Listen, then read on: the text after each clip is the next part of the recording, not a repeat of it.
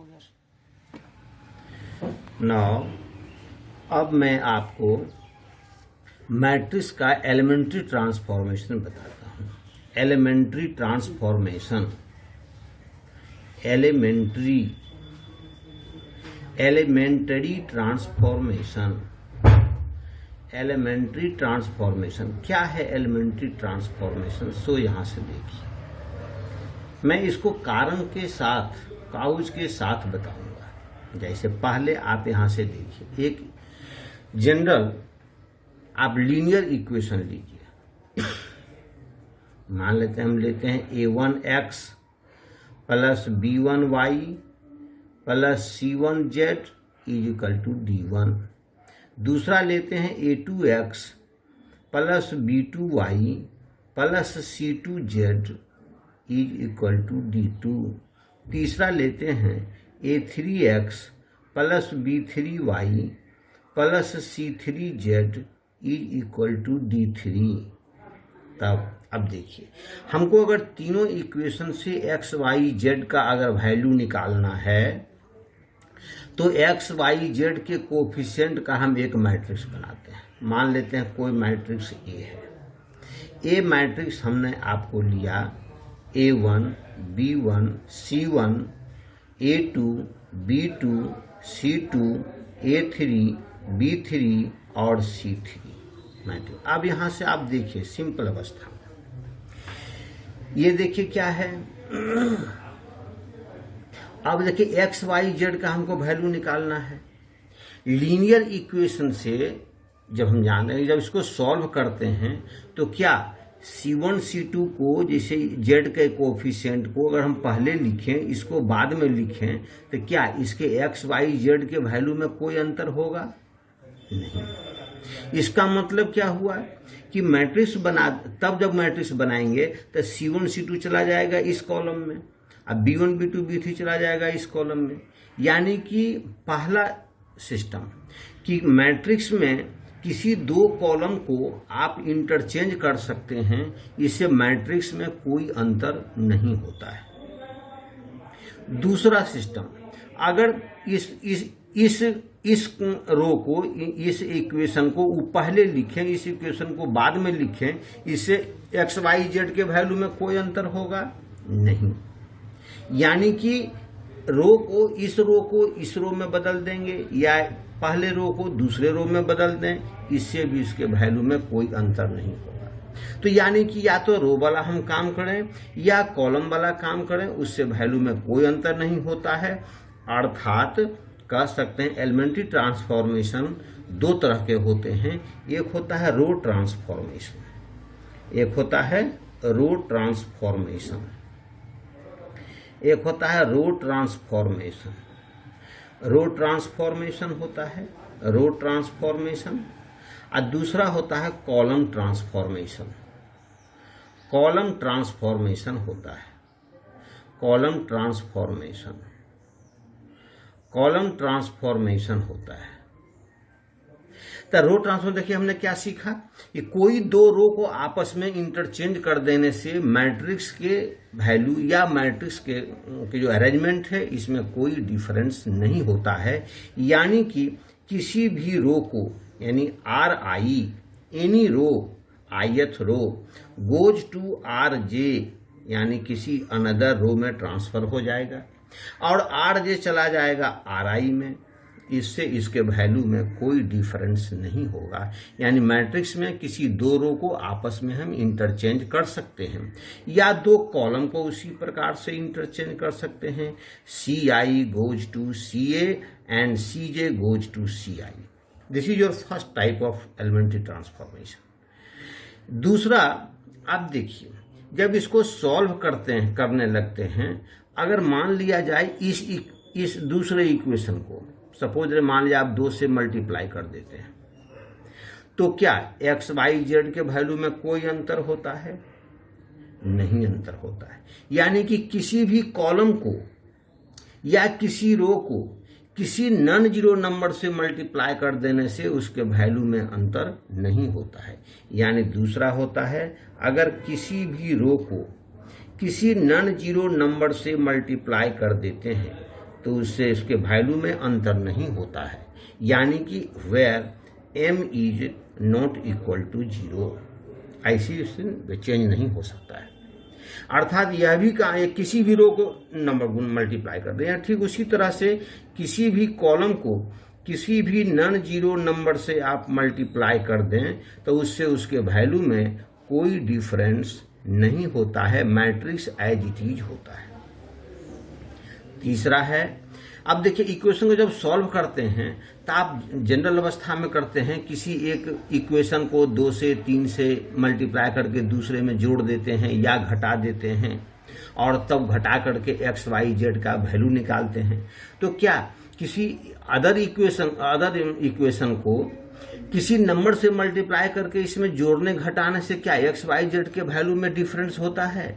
नहीं होता। वो प्रोसेस है निकालने का, एक्स वाई जेड वैल्यू निकालने का प्रोसेस है।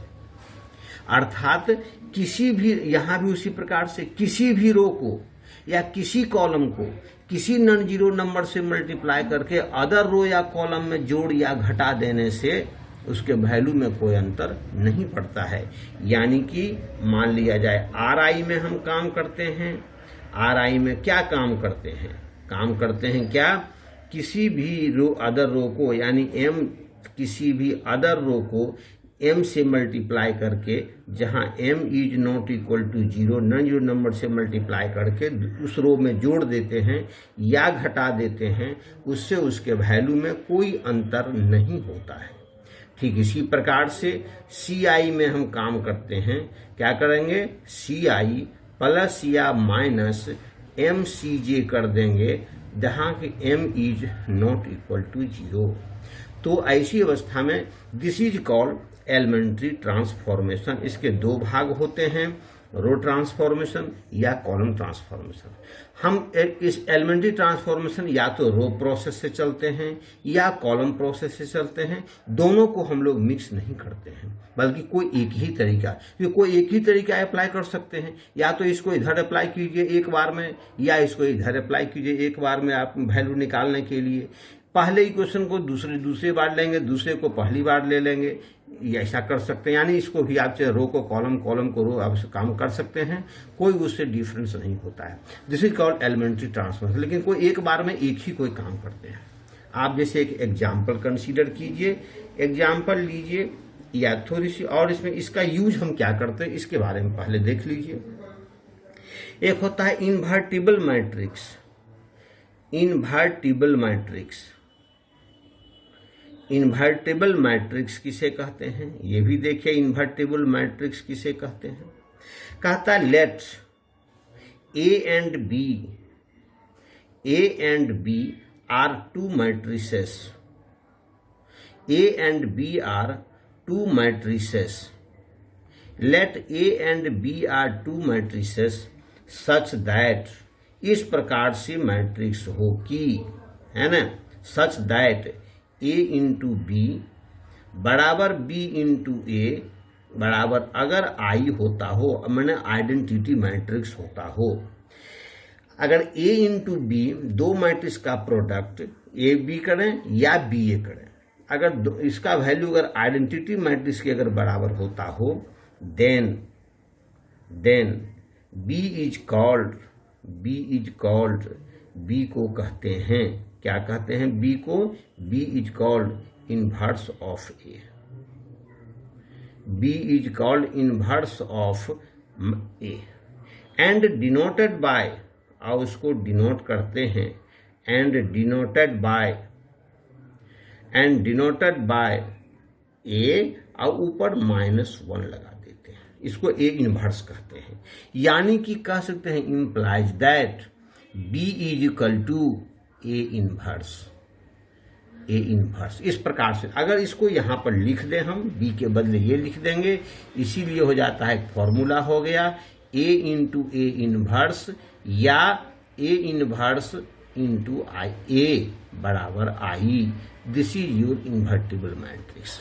This is your very very important formula whose application is very important the matrix. अब हम किसी मैट्रिक्स को हम एक पढ़े हैं इसके पहले मल्टीप्लिकेशन के प्रॉपर्टीज में कि किसी मैट्रिक्स को अगर कोई मैट्रिक्स ए है, अगर इसको हम आइडेंटिटी मैट्रिक्स से मल्टीप्लाई कर दें तो इससे इसके वैल्यू में कोई अंतर नहीं होता है। किसी भी मैट्रिक्स को आइडेंटिटी मैट्रिक्स से मल्टीप्लाई कर देंगे तो मैट्रिक्स इटसेल्फ। अब इसमें हम करते हैं क्या, यह ए मैट्रिक्स यहाँ आइडेंटिटी मैट्रिक्स है, आइडेंटिटी मैट्रिक्स में और ए मैट्रिक्स में दोनों में similar application, similar elementary operation apply करते हैं। Apply elementary operation, apply elementary operation, apply elementary operation, elementary operation either row और कॉलम, आइदर रो ऑपरेशन और कॉलम ऑपरेशन, दोनों में कोई एक ऑपरेशन अप्लाई करते हैं। अप्लाई करके आई को हम कन्वर्ट कर देते हैं किसी अनदर बी मैट्रिक्स में। तो ए तो पहले है ही ए बी, और ए को बदल देते हैं आई मैट्रिक्स में, आई मैट्रिक्स में। अब देखिए ए इंटू बी बराबर आई के फॉर्म में ट्रांसफर हो गया आफ्टर एलिमेंट्री ट्रांसफॉर्मेशन, बदल गया। इसका मतलब बी किसके इक्विवेलेंट हो गया, इस ए का इनवर्स हो गया, अर्थात B matrix is called A inverse. यानी हम एलिमेंट्री ऑपरेशन का यूज किसी मैट्रिक्स का इनवर्स निकालने में करते हैं, किसी भी मैट्रिक्स का इनवर्स निकालने में हम इसको यूज करते हैं। अब आप एक एग्जाम्पल देखें। एग्जाम्पल क्या है, सपोज दैट माने कि एक एग्जाम्पल कंसीडर करते हो आप, लीजिए इस प्रकार से मान लेते हैं कि एक मैट्रिक्स है, सपोज दैट ए कोई मैट्रिक्स कहेगा find A inverse of matrix A दिया हुआ है 2 5 1 3 आपको दिया हुआ है। अब देखिए A is equal to I into A आप लिख सकते हैं, क्योंकि आप लिखिए A matrix is equal to I into A, लिख लिया। इस ए मैट्रिक्स को आप लिखिए यहां पर लिखेंगे 2 5 1 3, 2 5 1 3 इज इक्वल टू आई मैट्रिक्स, चूंकि 2 by 2 ऑर्डर का मैट्रिक्स है इसलिए आई भी हम 2 by 2 ऑर्डर का ही लेंगे, यानी कि 1 0 1 0 0 1 इसी प्रकार से हम लेंगे। अब देखिए इनटू ए, इस ए को जैसे का तैसे लिख लीजिए। हमने क्या लिखा है, इन दोनों में एलिमेंट्री ऑपरेशन अप्लाई करना है। मान लिया जाए आप किस ऑपरेशन को अप्लाई करेंगे, सपोज दैट आप रो ऑपरेशन अप्लाई करते हैं। अगर रो ऑपरेशन अप्लाई करते हैं तो कैसे करते हैं, अब देखिए मानते हम रो ऑपरेशन से इस प्रॉब्लम को बना रहे हैं, या तो रो से बनाएंगे या कॉलम से बनाएंगे, उससे कोई दिक्कत नहीं। अब देखिए हमने पहले क्या बताया, यहां पर बता रहे हैं कि बी आई मैट्रिक्स को अदर मैट्रिक्स में कन्वर्ट करेंगे और ए को आई में बदल देंगे, यानी इस ए मैट्रिक्स को आई मैट्रिक्स में बदल देंगे। आई मैट्रिक्स में यहां पर 1 होता है, यानी यहां हमको 1 लाना चाहिए। यहां 0 होता है, यानी यहां 0 लाना चाहिए, यहां 0 लाना चाहिए और यहां 1 लाना चाहिए। तो कैसे आएगा, अब देखिए यहां पर हमको 1 लाना चाहिए, यहां तो ऑलरेडी 1 है। तो अगर रो ऑपरेशन अगर हम स्टार्ट करते हैं, रो ऑपरेशन से अगर इस प्रॉब्लम को सॉल्व अगर करते हैं तो देखिए रो ऑपरेशन, तो क्या करेंगे रो ऑपरेशन में R2 को पहले R1 बना दें, देखो ऑलरेडी 1 यहां पहुंच जाएगा, यानी कि R2 चला जाएगा किसमें, R1 में, R2 चला जाएगा R1 में, R2 चला जाएगा R1 में, R1 चला जाएगा R2 में। आप इसको अप्लाई कीजिए, हमेशा इस मैट्रिक्स को लिखिए, इस मैट्रिक्स को इस इंस्ट्रक्शन के मुताबिक लिखिए और जैसे इंस्ट्रक्शन है वैसे ही इस मैट्रिक्स को भी आप लिखिए। आप देखिए तब आपका मैट्रिक्स क्या बन जाएगा, 1 3 2 5। अब इसी प्रकार यही ऑपरेशन इस मैट्रिक्स में भी कीजिए, आपके पास बच जाए 0 0 1 1 0, इस प्रकार के मैट्रिक्स आपको हो जाएंगे। अब क्या करना है, देखिए अब इसमें, अब देखो हमको, मुझे अब यहां पर 1 आ गया, यहां पर हमको लाना है 0, तो कैसे 0 आएगा? अब देखिए RI में हम क्या काम करते हैं, किसी नॉन जीरो नंबर में मल्टीप्लाई कर देते हैं। RI में किसी नॉन जीरो नंबर से मल्टीप्लाई करके उसमें जोड़ या घटा देते हैं, सो दैट कि मेरा ये दोनों प्रोसेस हम कर सकते हैं। यानी कि क्या करेंगे हम यहाँ पर हमको क्या लाना है, यहाँ पर इसके मुताबिक हमको यहाँ 0 लाना है। तो 0 कैसे आएगा? तो देखिए R1 को 2 से मल्टीप्लाई करके R2 में क्या करेंगे, घटा देंगे। यानी कि R2 में हम काम करेंगे, क्या करेंगे, R2 माइनस R1 को 2 से गुना कीजिए, 2 इंटू R1 घटा दीजिए। तो जब सब्ट्रैक्ट कर देंगे तो देखिए क्या मेरे पास वैल्यू आता है। तो देखिए R1 को तो आप कुछ नहीं कर रहे हैं, यानी R1 एज इट इज रह जाएगा। अब R1 को अपने मन से 2 से मल्टीप्लाई कीजिए, यानी 1 जा 2, 2 को 2 से सब्ट्रैक्ट कर देंगे तो हो जाएगा 0। हमको तो 0 ही लाना था, 0 लाना है, इसलिए यहाँ 0 आ गया। अब यहाँ पर हमको 1 लाना, एक बार नहीं आएगा, क्योंकि बारी बारी से हर एक एलिमेंट को स्पेशली देखते चलेंगे। अब देखिए यहाँ है 3, 2 से मल्टीप्लाई करेंगे, 3 2 जा 6, 5 में से 6 घट सब्ट्रैक्ट हो जाएगा, मेरा बच गया -1। इस प्रकार से आप यहाँ पर लिख लीजिए। यही प्रोसेस आप यहाँ पर कीजिए। तो क्या लिखेंगे, देखिए यहाँ पर लिखेंगे हम क्या है ना, यहाँ देखिए इसको 2 से मल्टीप्लाई हम सब्ट्रैक्ट कर देंगे। R1 को कुछ भी हम नहीं कर रहे हैं, 2 से मल्टीप्लाई यहाँ सब्ट्रैक्ट कर देंगे, मेरा 1 का 1 ही मेरा बच जाएगा। उसके बाद 2 से मल्टीप्लाई सब्ट्रैक्ट कर देंगे, यानी कि -2 हो जाएगा। इस प्रकार से हम लिख दिए। अब देखिए यहाँ पर तो 1 आ गया, यहाँ 0 भी आ गया। अब यहाँ हमको 0 लाना है और यहाँ 1 लाना है।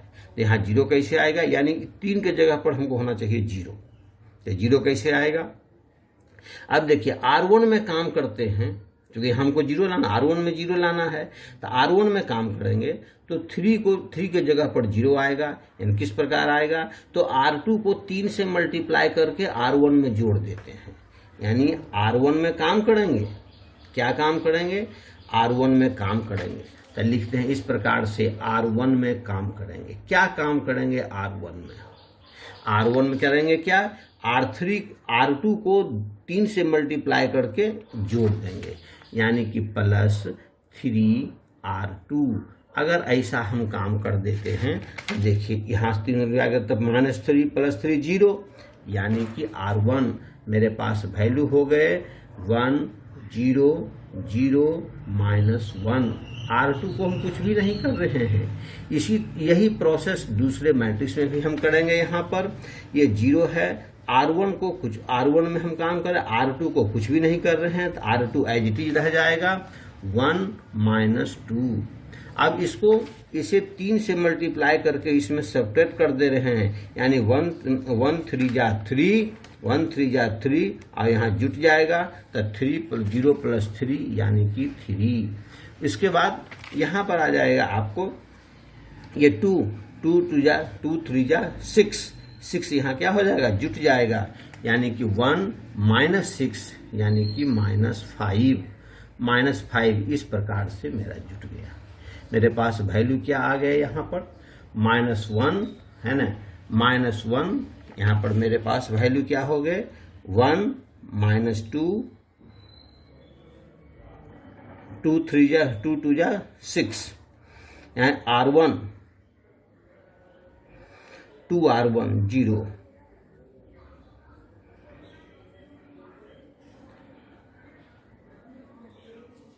माइनस। इसके बाद अब यहाँ वैल्यू है 3 -5,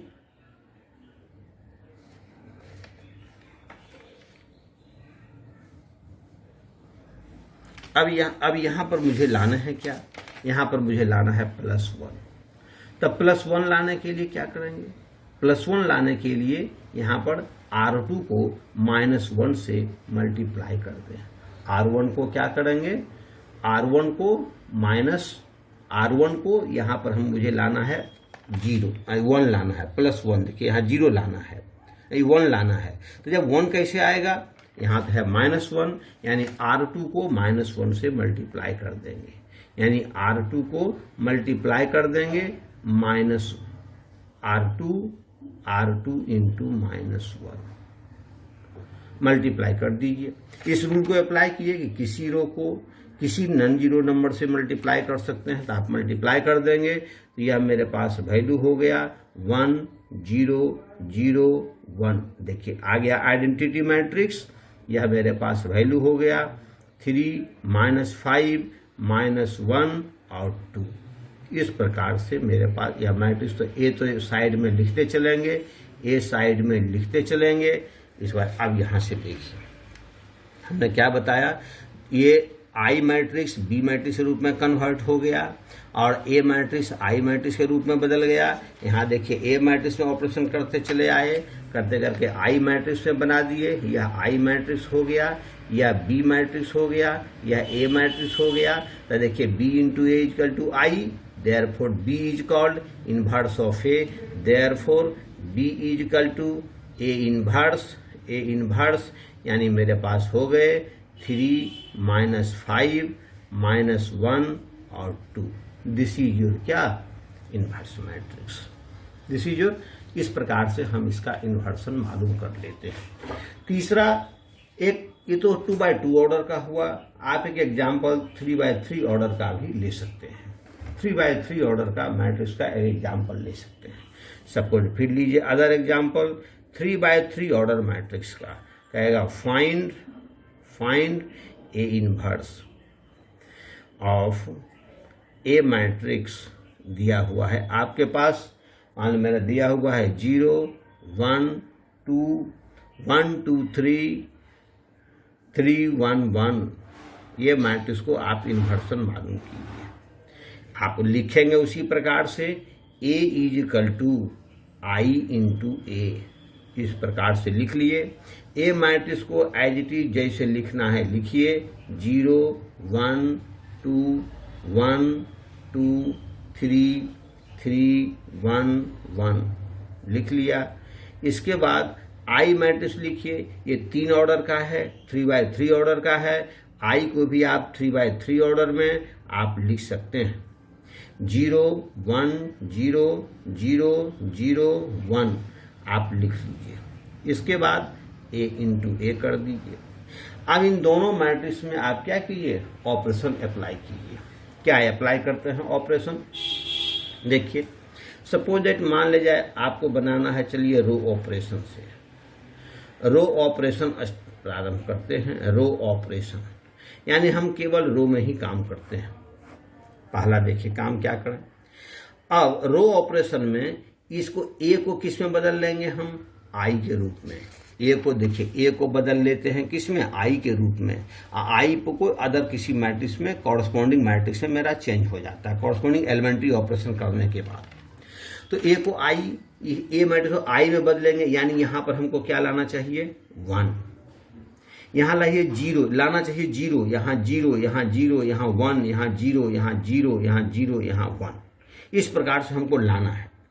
हम रो ऑपरेशन का एक थोड़ी सी मतलब कहीं लिखा हुआ नहीं है, लेकिन एक अपने मन से एक रूल हम अप्लाई करते हैं, टेक्निक अप्लाई करते हैं।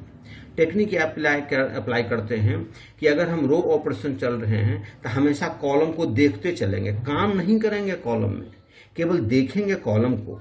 और काम, लेकिन काम करना क्योंकि रो ऑपरेशन है, काम करेंगे रो में ही।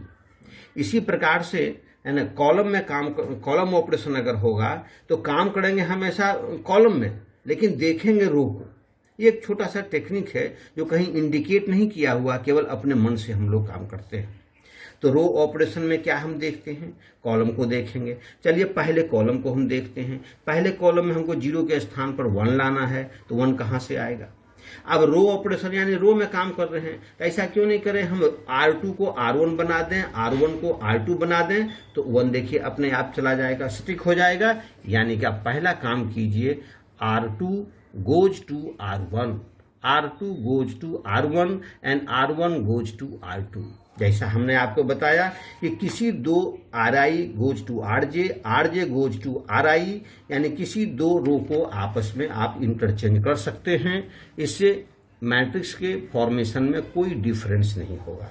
यानी कि 1 2 3 इधर चला जाएगा, 0 1 2 यहाँ हो जाएगा, उसके बाद 3 1 1 आ जाएगा। इसके बाद जितना काम हम यहाँ पर कर रहे हैं सिमिलर काम हम आइडेंटिटी मैट्रिक्स में करेंगे। यानी कि यहाँ पर मेरे पास वैल्यू हो जाएगा 0 1 0 1 0 0 0 0 1। This is your value. ये आपके पास क्या हो जाएंगे, वैल्यू हो जाएंगे इनटू ए। अब आप क्या काम करेंगे, देखिए आपको लाना क्या है, इसको आइडेंटिटी मैट्रिक्स में बदलना है। आइडेंटिटी मैट्रिक्स में बदलने के लिए हमने अब रो ऑपरेशन हम स्टार्ट कर रहे हैं, तो बताए कॉलम को देखना है। चलिए पहले कॉलम को देखिए, तो ये यहाँ पर 1 लाना है, आ गया। यहाँ 0 लाना है, ये भी आ गया। यहाँ 3 के स्थान पर हमको 0 लाना है, तो 3 के स्थान पर 0 कैसे आएगा, तो देखिए R3 में काम करते हैं, R3 में काम कीजिए। क्या करेंगे, 0 कैसे आएगा, तो R1 को 3 से गुना करके इसमें घटा दीजिए, यानी 3 से मल्टीप्लाई करके इसमें सब्ट्रैक्ट कर देंगे। यानी कि R3 में हम काम करते हैं, क्या काम करते हैं, R3 minus 3R1, R3 minus 3R1, इसको 3 से मल्टीप्लाई करके इसमें सब्ट्रैक्ट कर देते हैं। तो देखिए यहाँ 0 भी आ जाएगा, यानी पहला कॉलम का मेरा काम कंप्लीट हो जाएगा। यानी कि आप ये काम कीजिए, तो लिखेंगे पहले तो आर न तो R1 में कोई चेंज करते हैं न R2 में चेंज करते हैं, तो R1 R2 as it is लिखा जाएगा। R1 R2 को एज इट इज आप लिख डालिए। अब R3 में चेंज कर रहे हैं, तो इसको 3 से मल्टीप्लाई सब्ट्रैक्ट कर देंगे, तो यह हो जाएगा 0। इसको 3 से मल्टीप्लाई करके इसमें सब्ट्रैक्ट कर देंगे, मिलेगा -3। इसको 3 से मल्टीप्लाई करके सब्ट्रैक्ट कर देंगे, आ जाएगा -8। इस प्रकार से आप इसको लिख डालें। सिमिलर प्रोसेस, सिमिलर जितना हमने ये काम किया है सभी इसमें अब इस मैट्रिक्स में भी आप कीजिए। तो देखो R1 एज इट इज है 1 0 1 0 0। अब इसको कीजिए, इसको 3 से मल्टीप्लाई करके सब्ट्रैक्ट कर देंगे, दैट इज 0। 3 से मल्टीप्लाई कर सब्ट्रैक्ट कर देंगे तो जाएगा -3। 3 से मल्टीप्लाई करके सब्ट्रैक्ट कर देंगे, आएगा 1। यानी इस प्रकार से आप इसे लिख डालिए। अब देखिए रो ऑपरेशन है, हमने बताया रो ऑपरेशन करते हैं तो कॉलम को देखते चलेंगे। यानी हम पहले कॉलम को देख लिए, पहला कॉलम देखिए मेरा सेट हो गया 1 0 0। अब दूसरे कॉलम में चलेंगे, तो आप दूसरे कॉलम में देखिए यहाँ पर हमको क्या लाना है, 0। यहाँ लाना है 1, तो 1 ऑलरेडी है, बहुत अच्छी बात है कि 1 संयोग से 1 है। तो यहाँ 0 लाना है, यहाँ 1 लाना है और यहाँ फिर 0 लाना है। तो आप क्या क्या काम करेंगे, यहाँ 0 कैसे लाएंगे, तो रो वाला ऑपरेशन, रो ऑपरेशन कर रहे हैं, यानी R1 में हम काम करेंगे।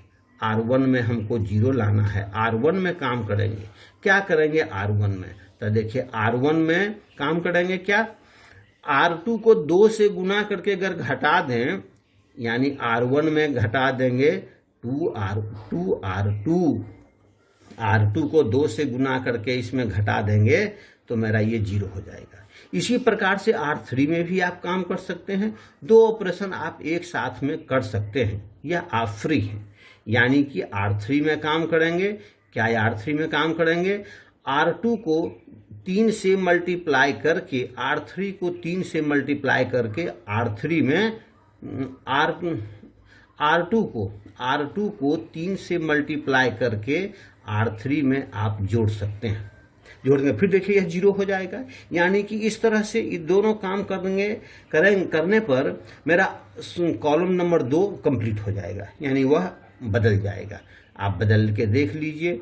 अब इसमें देखिए पहले यहाँ पर आप R1 को क्या चेंज कर रहे हैं, इसको 2 से मल्टीप्लाई करके इसमें घटा दे रहे हैं, तो आप घटा दीजिए, R1 आ जाएगा 1, 0 से तो कोई अंतर पड़ेगा नहीं, ये हो जाएगा 0। इसको आप 2 से मल्टीप्लाई करके इसमें सब्ट्रैक्ट कर रहे हैं, यानी 3 - 4 यानी -1। अब देखिए R2 को आप कुछ भी नहीं कर रहे हैं, R2 एज इट इज रह जाएगा। उसके बाद R3 में आता है, तो R3 में आप क्या करते हैं, इसको 2 से मल्टीप्लाई करके इसमें जोड़ देते हैं, अर्थात 0। इसको 3 से मल्टीप्लाई करके इसमें जोड़ देते हैं, अर्थात 0। इसको 3 से मल्टीप्लाई करके इसमें जोड़ देंगे, तो 3 2 6 -8 यानी कि -2। अब इस प्रकार इतना काम आपने किया। सिमिलर वर्क आप यहाँ भी काम कर सकते हैं, कीजिए। जैसे देखिए इसको 2 से मल्टीप्लाई करके आप इसमें सब्ट्रैक्ट कर देते हैं तो हो जाएगा -2। 2 से मल्टीप्लाई कर सब्ट्रैक्ट कर देंगे तो बचेगा 1, यहाँ तो 0 ही हो जाएगा।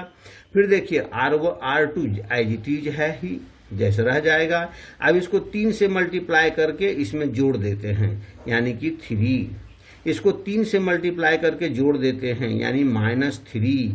3 से मल्टीप्लाई करके जोड़ देते हैं यानी कि 1। आप लिख डालें। अब देखिए इस प्रकार से आपका column number 1 column number 2 complete हो गया। अब कॉलम नंबर 3 की बारी है। तो कॉलम नंबर 3 में यहाँ हम क्या लाना, चूंकि इसको हम आइडेंटिटी मैट्रिक्स में बदलना है, अर्थात आइडेंटिटी मैट्रिक्स के लिए यहाँ पर हमको 0 चाहिए, यहाँ 0 चाहिए, यहाँ 1 चाहिए। तो किस तरह से 0 0 आ सकता है आप समझिए। देखिए आप काम कर सकते हैं, यहाँ 0 कैसे आएगा सो आप देखिए। ऐसा कर सकते हैं हम यह जो एलिमेंट रो है, तीसरा रो को 2 से डिवाइड कर देते हैं। तीसरा रो को 2 से डिवाइड कर सकते हैं, या तीसरे रो को यहाँ पे 0 लाने के लिए तो इसको 2 से डिवाइड करेंगे तो -1 हो जाएगा। -1 को इसमें ये सब्ट्रैक्ट कर देंगे तो ये कैंसिल 0 हो जाएगा। 0 को अनदर करने से कोई डिफरेंस नहीं होगा, अर्थात R1 में हम काम करते हैं। क्या करेंगे R1 में काम? R1 में काम करते हैं, R1 में सब्ट्रैक्ट कर देते हैं किसे?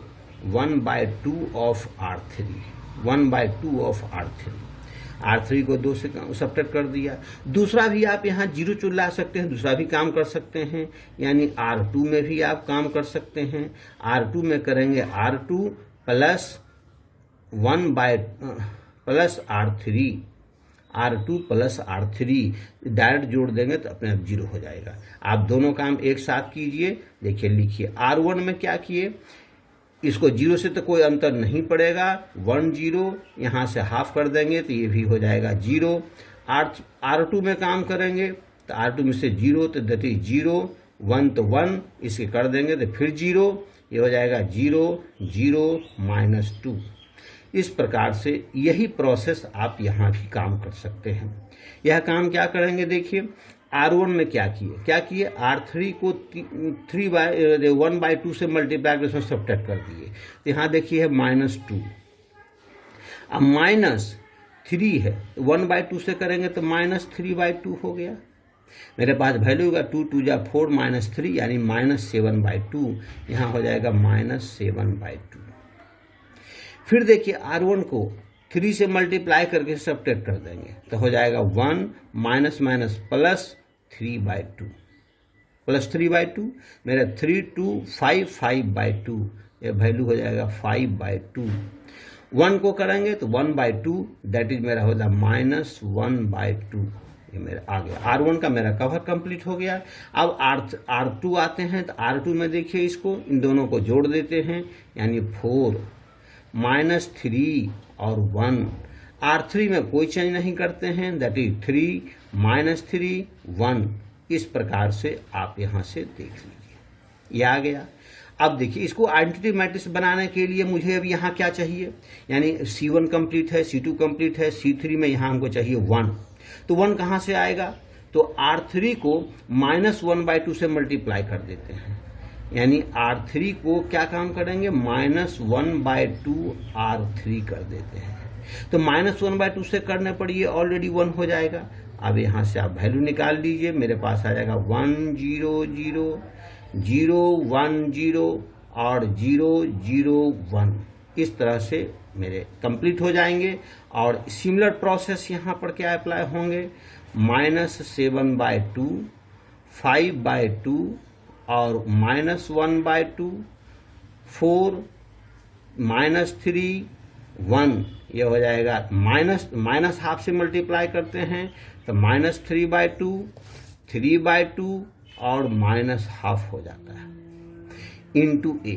अब यहाँ से देखिए यही मैट्रिक्स आपके पास क्या आया, suppose that this is your B matrix, यह into A is equal to I। इस प्रकार से यही इन्वर्स मेरा मालूम हो गया, अर्थात A का इन्वर्स मेरा क्या निकल गया, देयरफॉर है ना A inverse is equal to क्या हो मेरे पास -7/2 5/2 एंड -1/2 -1/2, उसके बाद 4 -3 1 4 -3 1 -3/2 -3/2 3/2 एंड -1/2 -1/2। दिस इज योर क्या इनवर्स ऑफ मैट्रिक्स ए। इस प्रकार से आप किसी मैट्रिक्स का आप इन्वर्सन मालूम कर सकते हैं, है ना। This is your by applying elementary operation. यह प्रकार एलिमेंट्री ऑपरेशन आपका कंप्लीट हुआ। Now other chapters.